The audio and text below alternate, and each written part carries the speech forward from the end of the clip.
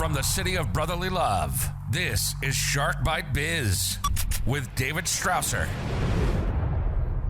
You just arrived to the newest episode of Shark Bite Biz. I'm your rockstar wannabe host, David Strausser, and this is your place to learn how to grow a business during complete global chaos. Today, it's all about your company story. First, though, do us a favor, head on over to deadhousecoffee.com where you can get the freshest coffee made on earth, coffee that is roasted, shipped, and delivered to your doorstep within a 24-hour period.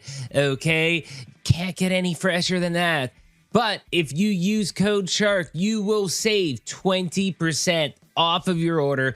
All the proceeds help us continue growing the show, just like our live stream.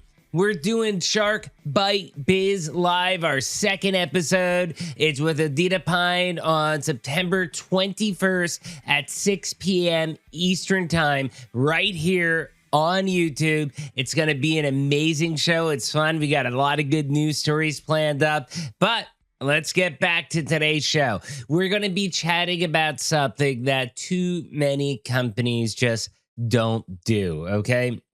They don't publish or even acknowledge their brand story. It's one of the biggest mistakes a company can make, as sometimes like the origin story of a company, when you use it the right way, oh man, it is so powerful. It captures people to be loyal and to love your brand. And that is what we're going to be talking about today. So, who's our guest? None other from all the way down under in Australia, Gabrielle Dolan. Gabrielle can tell you a story or two. In fact, it was while working in senior leadership roles in corporate Australia that she realized the power of storytelling in effective business communication. She is now a highly sought after international keynote speaker and educator. Her impressive client list includes Visa, EY, Amazon, Vodafone, and the Obama Foundation, to drop a few names. And she got to meet former President Barack Obama while undertaking that work. Gabrielle holds a master's degree in management and leadership and has studied at Harvard. She is the best-selling author of several books, including Real Communication, which was a finalist in one of Australian Business Leadership Book Awards for 2019, plus Stories for Work at 2017, which reached #1 in Australia's best-selling books. She's now here with her newest book, Magnetic Stories. And hey, without further delay, let's bring Gabrielle right on in here. Reach your customer. Gabrielle, welcome to Shark Bite Biz. You, my friend, you just became Shark Bait. Oh, wow. That sounds terrifying and exciting all at the same time, David. I'm very excited to be here. Well, being down there, you're from Australia, from the land down under. I'm sure you have a ton of experience with sharks down there. We do. There's sharks everywhere. No, it's one of those things. There are sharks. It's one of those things Australians like to tell the rest of the world of all the dangerous animals we have, but we do. But, you very rarely come across them. What about kangaroo? You see kangaroos often then? Kangaroo? No. So seriously, we've got two properties, one in the city, one in the country. And in the country, I sit on my balcony watching the kangaroos. So it's sort of often when I do, meetings with clients in the US, I just turn around and go, would you like to see a kangaroo? And it's like, oh my God, that's the first kangaroo I've seen in the wild. Oh, wow. That's probably got to be like the best selling tip ever. Just have kangaroos, live kangaroos in your backyard as your background when you're trying to sell a client something. That I'd be like, take my money. Yeah, exactly. Is that a virtual background you have? I go, no, that's real, and you can listen to the birds as well. So, anyways, we do have a tradition on this show. Before we go any further, everybody's got to answer this question: who are you? What's your background? What's your experience? What do you do for a living? How did you start doing that? Basically, in a nutshell, tell us what makes Gabrielle Gabrielle? Oh wow, what a question in a nutshell. So I'll try to go through this really quickly. I wanted to be a graphic designer, but didn't get enough marks. So I went way back in 1984 and got a job as a trainee computer operator. So like this is when computers first came, and I was in IT for about 10 years. I was working with one of Australia's largest banks. And being in a really big company, you get the great opportunity to not only change jobs, but change careers. So I started in technology, and then I moved into learning and development roles, and then change management and project management, and and progressed up to senior management roles. I was there for about 20 years. But it was in those last couple of jobs in change management and senior leadership, I started to notice that when I shared a story to communicate a message, people tend to like understand it better and actually remember it. So it was about 20 years ago I started exploring this concept of storytelling and storytelling in business. And I read a couple of books about it. There was a guy called Steve Denning that who was an ex senior exec at the World Bank who had written a book on storytelling in organizations. And part of me thought, if someone from the World Bank can write a book on this, it seems legitimate. And because of my background in designing and delivering leadership development training, I knew that this was a skill that leaders needed, that salespeople needed, that business people needed. So 18 years ago, I left the corporate world and have been working with small business owners, leaders in large organizations, and everyone in between, teaching them how to communicate more effectively through sharing stories. Wow, that's quite the story, because it's kind of like a tale of two lives to a degree. I mean, it sounds like you spent about half your career working in the tech corporate type world, and the other half of your career basically telling stories and helping those companies tell stories. Is that about right? Yeah. So it's quite ironic. I get a lot of calls now from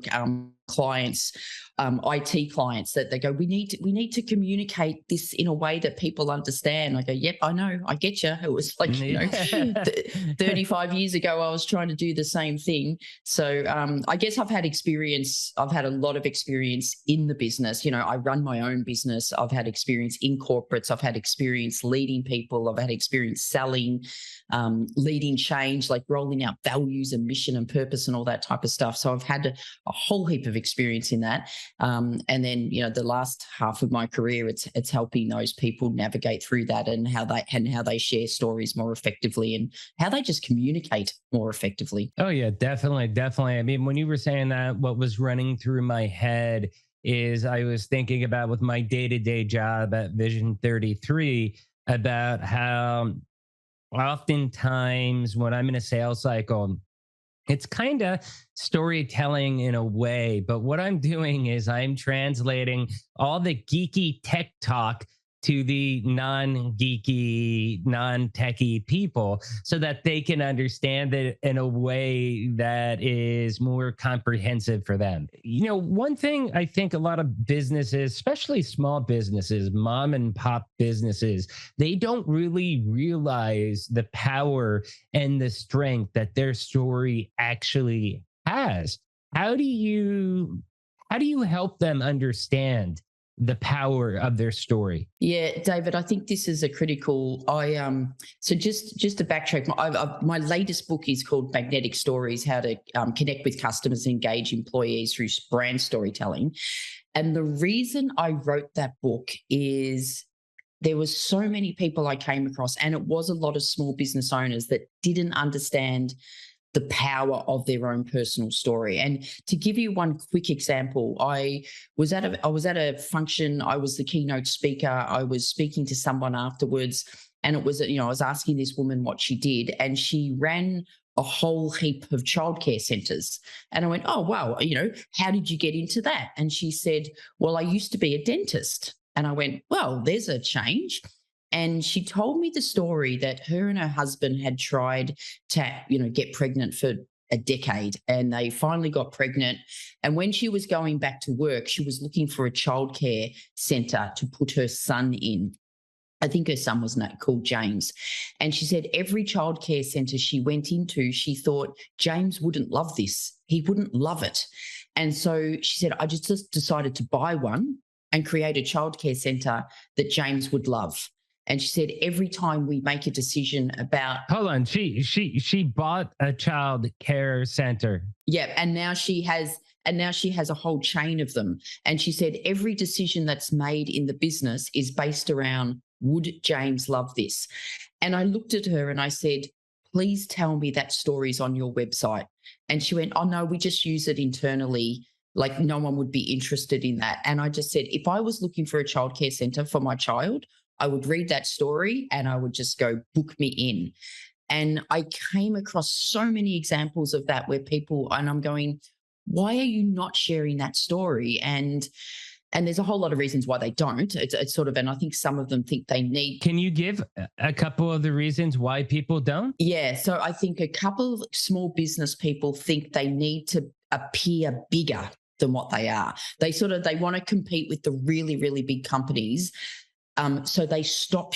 They might start sharing that story, but once they get to the point where we got to grow and it's got to be bigger as me as the founder, they stop sharing it, and it's almost like. And I go, no, don't stop sharing it because that's the absolute gold. That's the power.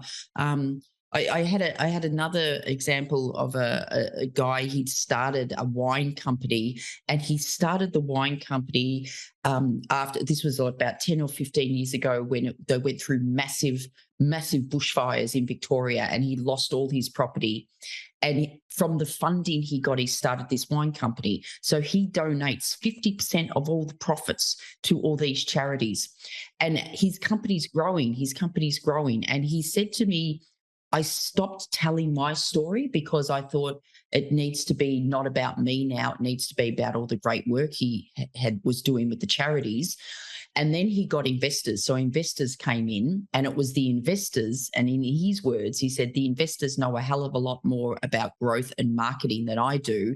And they said, you need to keep telling your story because that's so you can still tell other stories, but you don't stop telling the story about how the company founded. Yo, yeah, definitely. And first off, I find that amazing that he's given away 50% of his profits, and yet he's still growing. I mean, that's a huge percentage to give away. I mean, I applaud anybody that's willing to do that with their business, wholeheartedly, unselfishly. That's pretty gnarly. That's really awesome. Yeah, it is. So, and it's also so, and I think small businesses have the best stories because it's why they started. It's always a reason why they started. When you look at really large companies and you look on their website and it might say our story, there's never a story there. It's never a story. It's things like it's a timeline. We founded in blah, blah, blah and blah, blah, and we provide leading best practice edge to our clients to,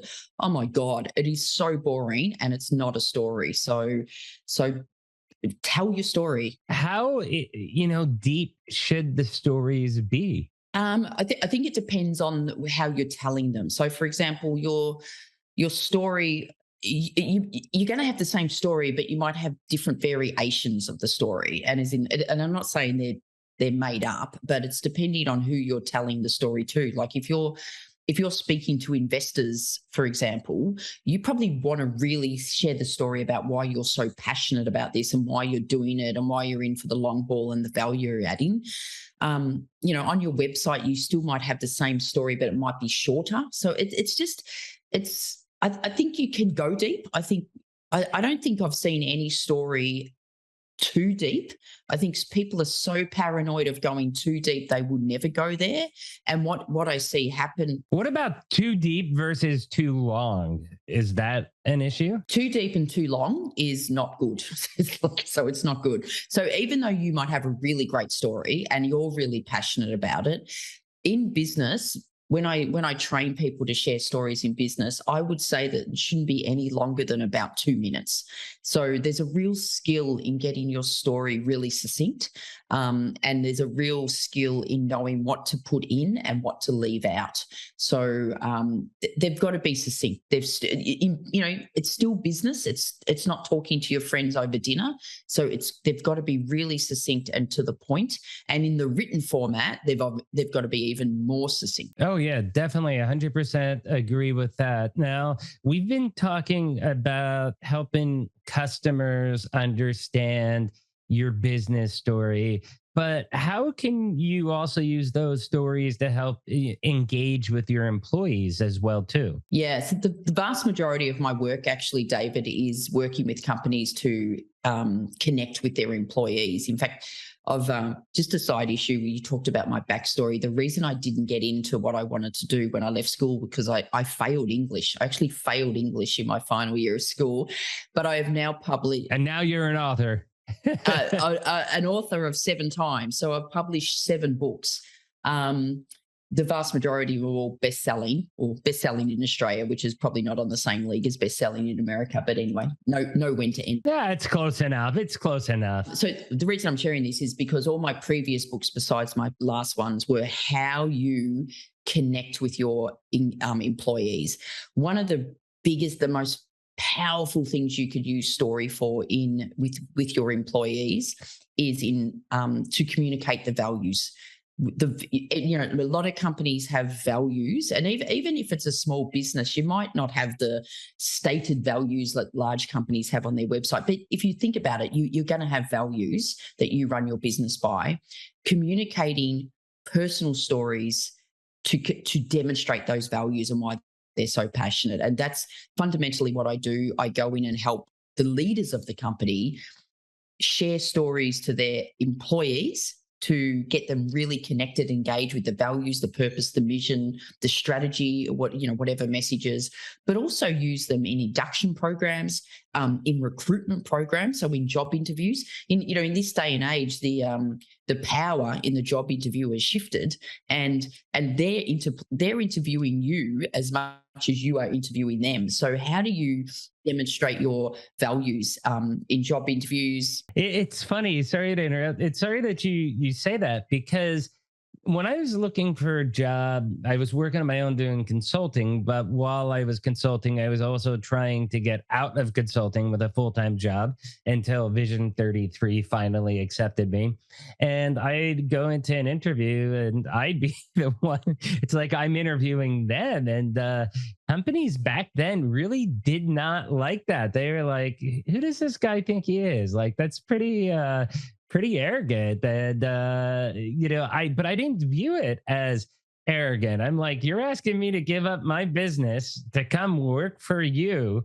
Okay, I'm making sure you're a fit for me before I give up and risk my livelihood, my family, and all of that, to work for your company. And it's kind of weird because, again, 10, 15 years ago, like, it was almost taboo. But now the tables have shifted to where, yes, the employees have more rights, and that is a more normal discussion to have. Yeah, absolutely. I like the fact David, you said, you'd go in and interview them and they would be probably thinking, who the hell is this guy? Who does he think he is? He's arrogant. And by that, they're actually being arrogant, and that's what it is. They're being arrogant because they'll be going, well, why would everyone would want to come and work for us? It was like, no, people have different values. And I've walked out of plenty of interviews. I mean, there's plenty of interviews where, they swindle you in, they go in there and then they tell you the salary, and it's like, yeah, this isn't the fit. Thank you. I wish you the best of luck. And I'm walking out the door, and it's like, they're like, hold on. We're the ones that wanted to tell you that you can't work for us. It's like, no, I'm the ultimate decider of who I work for. I've got talent. I know I got talent. I decide that. you don't decide. Now, every now and then there's some places that maybe I did want to work for it. I ended up not getting the position. Yeah, they held the keys, but I also probably played those interviews a little bit different than ones that I were more, sketchy on, I guess you can say. Yeah, yeah. And I think any, in business, you're dealing with people. I mean, the idiot that said business is not personal is an idiot, because we're people, so you take it personally. And people working for you, they want a good relationship. I mean, I even do that when in my own business now. If I'm working with clients, I have three rules in my head. Is I've got to be inspired by what you're trying to do with storytelling. I've got to believe I can add value, and I have to like you. And I sometimes say that to clients, and it was like, and if we don't tick all three boxes, then I'm not coming in and working for you. And they're almost going, oh my God, I hope you like us. And it was like, well, and you shouldn't be working with people you don't like or don't respect or have a clash of values with. And I'm prepared to walk out of those meetings and leave money on the table, because it was like, nah, just don't think this is going to be right for us. I learned that early on in my career. Just don't accept any position because it won't work. Accept things that do work, and that maybe it's not the greatest pay or whatever, but I'm quirky, I'm out of the box, and they value me for who I am. I value them, even though, sometimes they may drive me nuts, but every job's going to drive you nuts eventually. You're never going to have a perfect job with every single day is all rainbows and sunshine. And, to think you're going to get that when you find employment, I mean, that's a fairy tale. I don't think it'll ever happen for anybody. It's like, one of my previous mentors pretty much told me, in the industry that I'm in, if you don't have escalations with clients, there's one solution. You're not selling enough. Because if you sell enough, you're just going to have it because of the industry we work in, with tech. And as you start peeling back the layers of the onion in order to do these implementations, you're going to find things that, oh, yes, I know that we told you that we're, I don't know, a wood mill and we manufacture wood, but we also have this strawberry farm, and we need that implemented too. And it's like, well, that's not part of the quote, and then you have a big escalation and a renegotiation, and then you find a meeting, a way to go forward from there. But yeah, that's some of the best advice I think I've ever gotten. Yeah, it shouldn't be too hard. I mean, it's like you said, there's going to be parts of a job you don't like, but it shouldn't be too hard. An employer-employee relationship should be like a friendship or a part, with your partner. The vast majority of it should be great. And yes, there's going to be times when they annoy you, but the vast majority of it should be great. And if it's not great, then, and, very conscious, not everyone is in that financial position to make the choice. But if you're in the financial position to make a choice, make a choice. I kind of go with the 80-20 rule. I think that's a healthy balance, because I think if a job doesn't drive you nuts, in some regards, maybe it's not challenging you enough, and you need to take a step up higher. You know what I'm saying there? That if it's too easy or whatever, then you're not being pushed hard enough, and you have more potential. Find something that's going to be more challenging and pushes you a little bit harder. And I think 80-20 is around the good, healthy balance. At least it is for me. That reminds me, David, and this is just complete name dropping, but it's relevant. I did work with the Obama Foundation. I got to meet Barack Obama. But what I want to talk about is I also saw Michelle Obama talk on stage, and she was talking about marriage. And she was actually talking about, that Barack and her have had, marriage counseling and stuff like that. And she said, marriage is hard work, like any relationship's hard work. But if someone said to you, you're going to be married for 50 years and 40 years of that is going to be just the best time of your life, but 10 if it's going to be hard work, would you still take it? And I reckon most people would take that. So it sort of fits perfectly into your 80-20 rule. Yeah, exactly. So speaking about marriages, how about we talk about another hot topic, mistakes? Okay. Uh, perfect transition, right? Right? I was looking for the transition there. I was like, "Wait, are they two words that start with M?" And I was like, right, okay, I get it now. There you go. There you go. That's a very subtle segue. Hey, oh yeah, oh yeah. So mistakes. I'll ask you: have you ever made any mistakes as a business owner? Yes, I've made some mistakes. Any specific one you want to admit to? It's coming down to yeah. Well, there's a couple. Once I did. It was very early on in my career, and I employed. I was with another business partner, and we decided to go with a salesperson that would teach us sales coaching. And from the start, there was a part of me that went, I'm not sure I overly like his style. But I thought, when you sort of think, oh, am I just doing that as a convenience story I'm telling myself? I despise sales coaching. Yeah. And so part of me was going, I'm not liking the style. And then I'm thinking, maybe it's just uncomfortable and it's a convenience story I'm using for myself. So I'll give it a go. And anyway, we did this coaching, and then we had a busk out where you get people in to come and sell. And then it just at the end, I felt like I had to have a shower. I felt so dirty, and I was I was so annoyed with myself for going through it, and it just felt slimy and sleazy. And I remember driving home from that, and I cried. It just hit me so hard that I went against my values.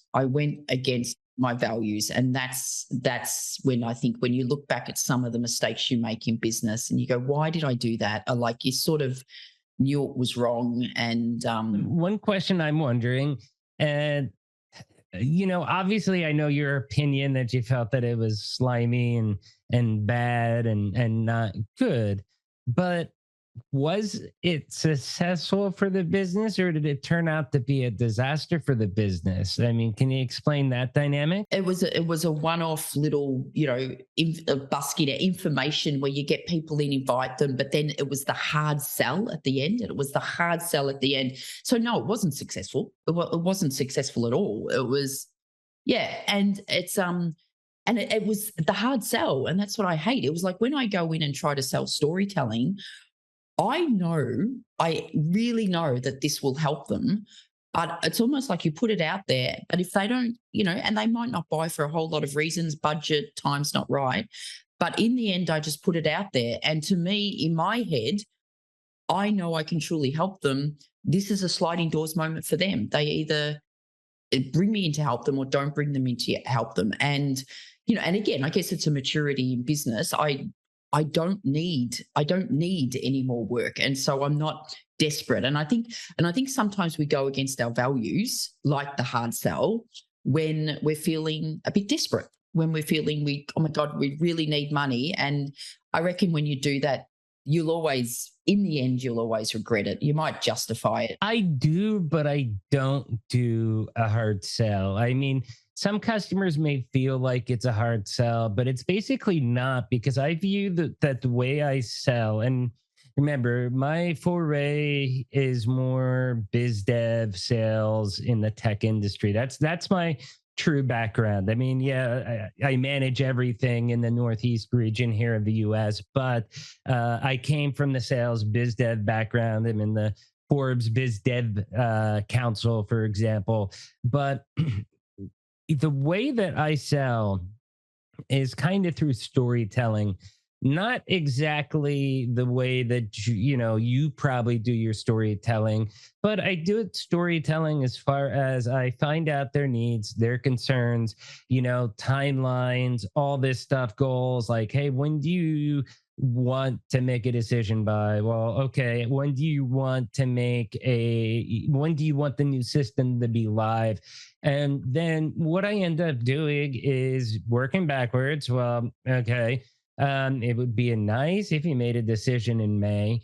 But realistically, you've got to make this purchase by June if you want to be live January 1st.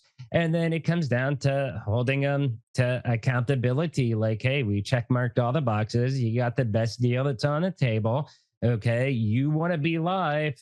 So it's either yes or no, or we're going to have to push out the go live date. And that's fine. If you want to buy in quarter 3, okay, and push to go live out to February, March, or April of next year, we can do that too, but if you want to hit what your original goals were that you were telling me, you've got to buy by, usually it's like the end of the quarter because we're a quarter driven business, and you've got to make that commitment by then. But you have to remember, this isn't something that I just spring onto them like, right, hey, it's June 30th. I need you to sign contracts and pay me today. I mean, this is something that's been reminded through them throughout the whole course of the process. Our sales cycles last anywhere from, I don't know, maybe 30 days to 3 years, depending on the size of the deal. So it's something that's trickled out. Like, we're working towards this mutual goal,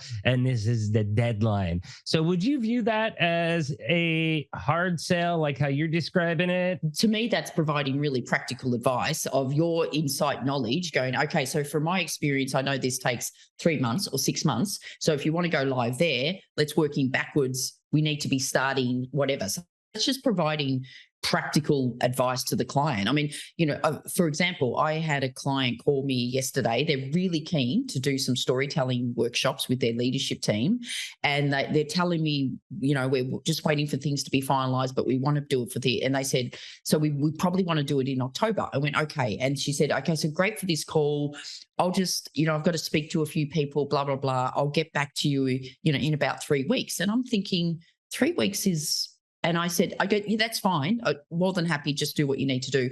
Just to let you know, I've only got 4 days available in October, and they're filling up fast. So, and I said, I'm happy to secure a date, for you. And so that is, that I'm not making that up. Like, that's not made up. That is just genuinely saying, because what I would hate for them to do is they take 3 weeks, they come back, they go, yeah, we're really, really excited. Can we book a date in October? And I went, they're all gone. And the next I have is, December or February next year. That, for me, that is also an issue as well too, because, as we're working backwards, you also have the resources, the people that are actually, the subject matter experts that are implementing the system. Okay. I cannot commit them to a project until I have signed contracts and payment, because otherwise you're just going to have, 3/4 your team just sitting around waiting and not actually billing on projects. So, it comes down to resource confinement too, because there is a finite set of resources that we have available. And if you want them, you have, first come, first serve, unfortunately.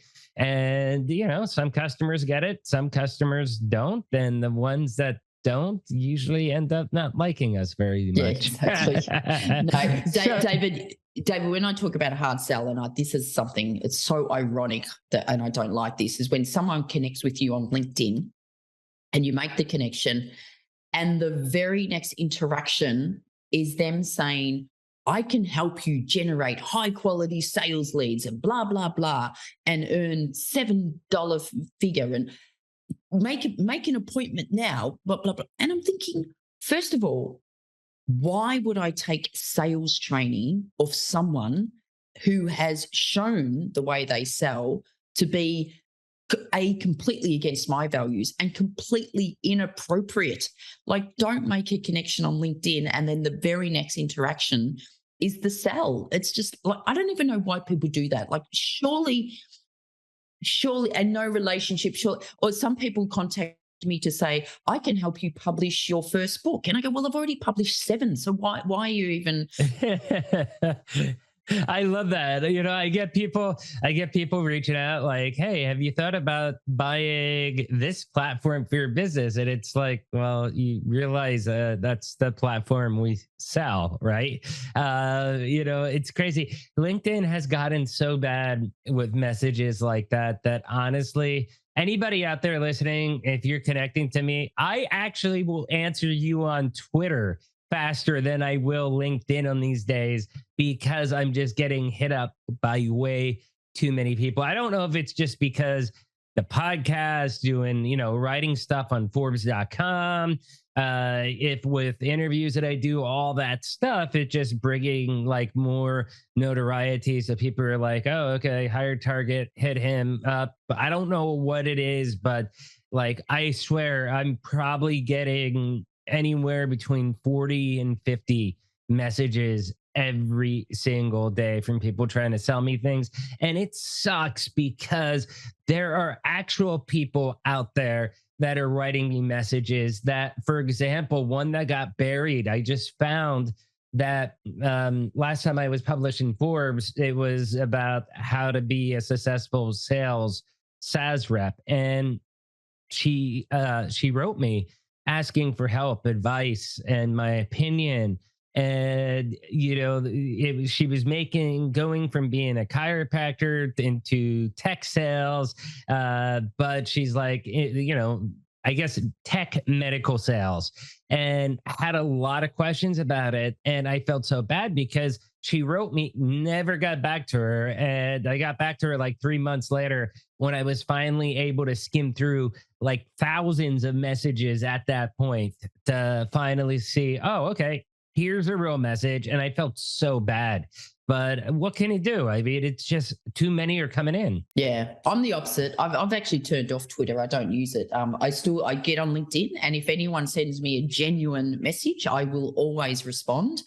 But if when people do that sell, I either just do delete and block, or if I've had a few wines, I get back at them and tell them how crap they are. But you know, No, I try to respond as much as I can. I'm not a huge fan of Twitter, easier, but I don't get, well, I do get some spam messages in Twitter, but not to the level that I get on LinkedIn. Like LinkedIn is 10 times worse for me. And maybe, I don't know if other people go through this or if it's just me, but I do have two final questions I want to ask you. And the first one is why I pivoted to the mistakes category is again not because of marriage but because I wanted to find out what's like the top two or three biggest mistakes that companies make when they're telling their story or trying to tell their story. yeah. So one of the biggest mistakes you said, it was just even the word you use. They want to tell their story, and to me, it's like, what's our brand story? What's our company story? It's not just one story; it's lots of stories, lots of stories. So that's one little mistake they make. The other thing is everyone has to tell the stories. It's not just the CEO, or it's just not the marketing.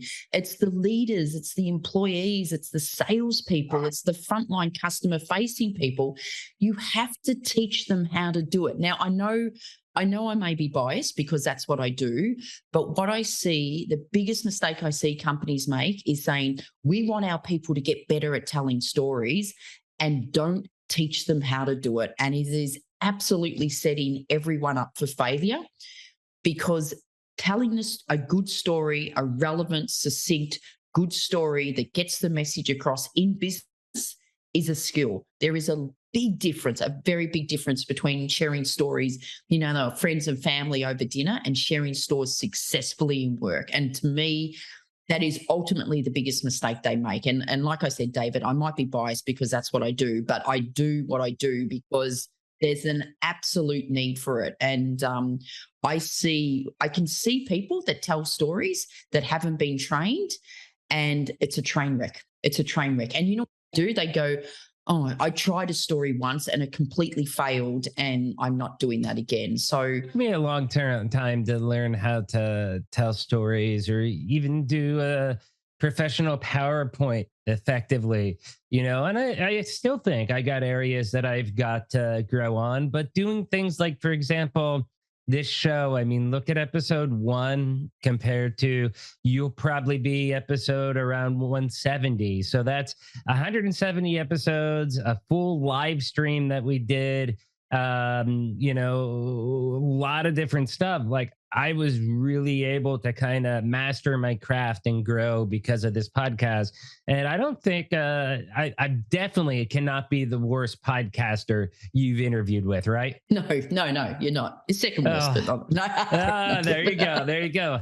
Hey, second worst. That's the first loser, right? So, I mean, storytelling, I think, is so important. One thing I think businesses need to do more, and this is something that I'm very critical of my own company again, that we're not doing at Vision 33, is we have all these stories, really, really great organic stories, but our executive team, they do not want to be in the spotlight. They don't want to be out there talking about it on different shows. They don't understand the value of sharing that story or the innovations that we're doing or the special secrets of all this technological automation that we're doing to help small businesses. Think mom and pops, giving them technology that only a couple years ago that maybe only Fortune 500 or Fortune 50 companies could have afforded. Now we're making that possible in the small business realm. And it's like, why aren't you guys out there telling that story? And they're like, we don't have to. You're doing it. So I'm like, okay, I'll keep doing it if you want me to. But I really am a strong believer that they should be out there telling the stories, and it's more powerful being that it's their company, they're the owners, they founded it, they've been through everything, and getting that word out. What's your take on that? Not necessarily for my company in particular, but for the general company that's like that. Should they be out there telling their stories through podcasts, through articles, through media, to anybody that'll listen? Yeah, look, so two answers. My guess they should, but I don't think that's coming from I don't think we should do it, or no, our story's not important. I think that's coming from a fundamental, I've got a fear of public speaking.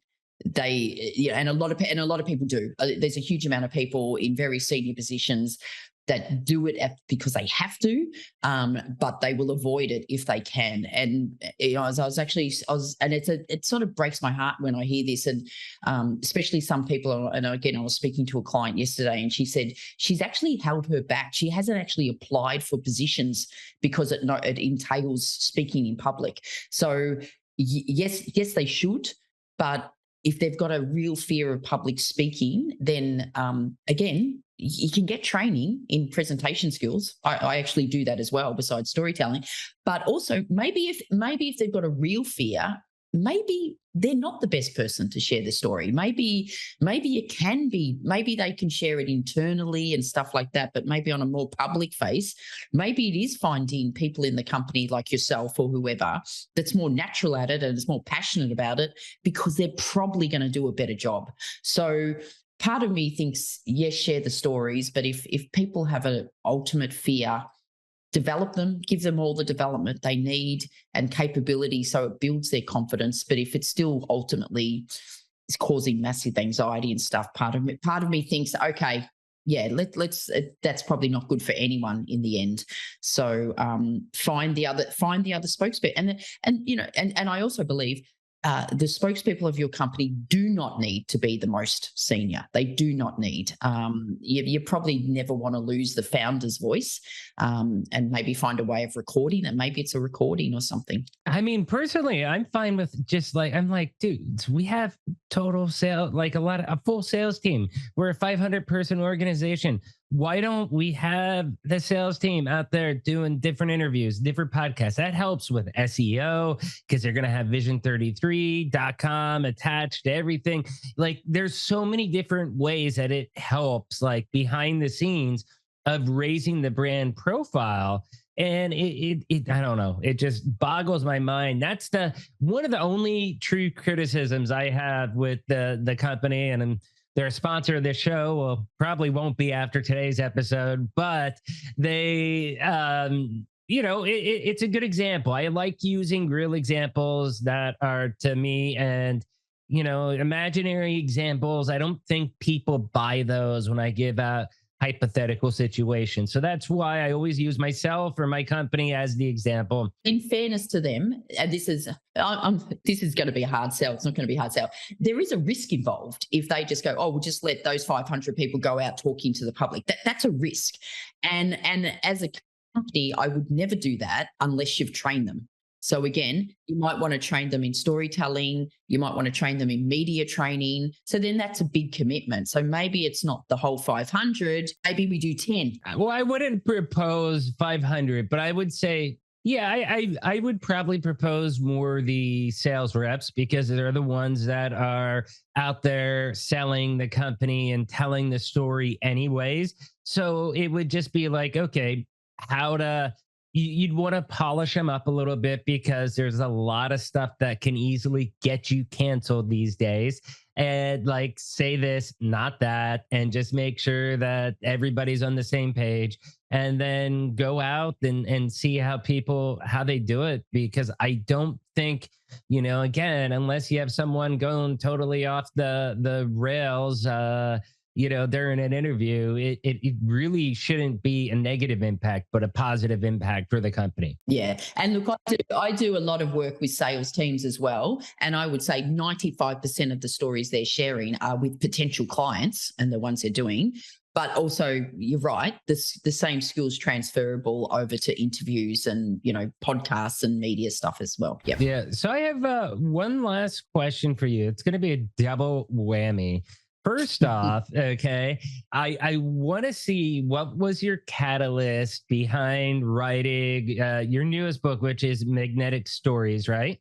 Okay, so what's the catalyst behind writing Magnetic Stories? And then also, where can people buy Magnetic Stories, find out more about you? How can they book you for coaching sessions? Spill the beans, tell us everything about you. I'd love to hear it. Okay, so 2 reasons why I wrote Magnetic Stories. One we talked about right at the start, where I saw people have great stories, but not underestimating the power of them, so not sharing them. What I also saw was a lot of companies doing brand storytelling or storytelling, and I'd look at what they're doing and going, that's not right. You can't do it that way. It's not that. And so there's only so many times when you get really frustrated. I get frustrated and I'm thinking, they're not doing it right. They should be doing it this way. And that's when I go, okay, I need to write a book. So that was the catalyst. So I wrote that book. So that was the catalyst for that book. Where you can find me on LinkedIn. So I am on LinkedIn. And if you send me a message saying, hey, listen to your podcast with David, loved it, I will respond. My website is GabrielleDolan.com. So that's the best way to go. If you're looking at getting started on storytelling, when you go to my website, you'll see a 7-day storytelling starter kit. So you can subscribe to that, and it's free, and you'll get an email from me once a day for 7 days. And it really is just to help you start thinking about where you could start sharing stories. I do have I mostly run internally, so I run in-house workshops, but I do have one public workshop coming up in December. So December the 14th. It's a virtual workshop. I'm in Australia, as we discussed. So the timing for people in America, the timing won't be too bad, but it will be like the early evening. So what's the time right now for you? It is 6:53 in the evening. Okay. So when we look at daylight savings might be in it, it would be starting at about 7 p.m. your time, I think. No, that's not too bad. It's 3.5 hours. You grab a wine, sit down, learn how to tell stories. So that's a virtual session.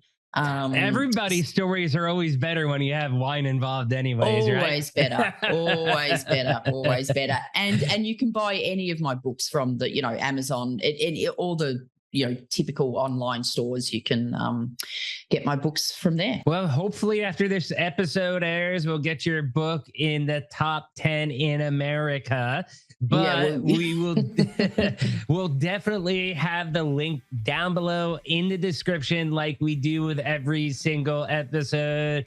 Gabrielle, hey, thank you so much for coming on. This has been such a great conversation. Thanks, David. Really enjoyed it. Yep. Cheers. Wow, that was such an incredible interview with Gabrielle, wasn't it? It was so fun. First, you all know the routine. If you found this interview helpful, if it sparked those warm and fuzzies, do me a favor, hit that like button, smash that subscribe button. But if you really want to help us out, because you know Shark Bite Biz is the greatest kept secret in the world of small business, please do me a favor, share us out to your friends, your colleagues, your family, whoever you want, anywhere that you dwell on the interwebs, whether it is Facebook, whether it's Twitter, whether it's LinkedIn, Minds, I don't care where you're at, just please do something. Share this episode out if you found it helpful. I'd love nothing more than to see Gabrielle Dolan and Shark Bite Biz out there trending. So now let's get back to our rock star guest, Miss Gabrielle. Such a fascinating interview. And yes, I love the story about the kangaroos and me being a stereotypical American, I guess you could say. You know, we love kangaroos and koala bears, to mention that too. So I had to ask that and get the story out there. But anyways, Gabrielle, thank you so much. You gave us a bunch of humor and really a ton of solid advice that everybody can latch onto something to really help them grow during that interview. Gabrielle discussed things like how to bring your company values alive with personal stories. She talked about the importance of storytelling for your brand. I mean, without doing that, who are you? What is your identity for your business, for your employees, especially for your sales reps? Sales reps really are the ultimate storytellers of your brand and really help shape the image of what your company is. Anyways, incredible interview, Gabrielle. Thank you so much for joining us, sharing your knowledge with us. And please, everybody out there, please check out Gabrielle's website. The link, as always, will be down below in the description, as well as, please, hey, check out her magnificent book, Magnetic Stories. And I've got to say thank you. You know, she sent me some magnets, gave me a little signature there.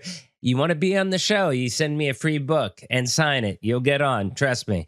You send me stuff. I use it. I read it. I wear it. I love free stuff. It's one of the perks of doing a vodcast, really. So thank you for sending that to me, Gabrielle. I've only got it a few days ago. I just started glimming through it, and it does look amazing. I will give it a full read. But if you want to grab a copy of her book, you know, the link will be down below in the description as well and in the comment area. So question of the day: do you use your brand story to your advantage? I'd love to hear what you all think about that. Leave a comment down below if you're watching on YouTube. Remember, do you want to be on the show? Send an email out, interviews@sharkbitebiz.com. We are booked up for a while. You do have to book at least 6 months in advance a show. I'm sorry, we're popular. A lot of people want to be on this show just like Gabrielle did. And, you know, she waited about 6-7 months before it was her turn to get interviewed. And it's just the way that it rolls when you're doing one show a week. So, you know, get those requests in. We will get you in the queue. Nobody will be turned down as long as you have a great story to tell. I want to hear it, and the people watching this show want to hear it. Don't forget, if you're watching on YouTube, you got 2 things you could do. You can join the channel. $3 a month, you could become a baby shark and support the channel. You can also hit the super thanks button on the video. You know, leave a comment, give us a little thanks, give us some love, and that donation will go a long way to help us keep doing everything that we're doing on the show. But if you don't want to give out money through big tech, Don't worry, we got you covered as well, too. You can head right on over to deadhousecoffee.com. That's the best place where you can get the freshest coffee on earth delivered right to your doorstep. Use code SHARK, save 20%. We'll get all the proceeds to continue building the biggest, best show we possibly can. So, hey, you all know this by now. Oh, sorry, before I forget, I have to mention it one more time. September 21st. That's our next live stream. Episode number 2 of Shark Bite Biz Live with Adata Pine and David Strausser. That's me. You know, where we'll be talking about all the top business news and tech news of the day. We'll be talking about the CHIPS Act and many, many other topics. So make sure you tune in. We do have it already on the channel. It's already scheduled as a live show. Hit the notification bell to get a reminder. Hey, I'm going to shut up now. I've been talking too much. I'm David Strausser. This is Shark Bite Biz. We'll see you all next episode. Cheers.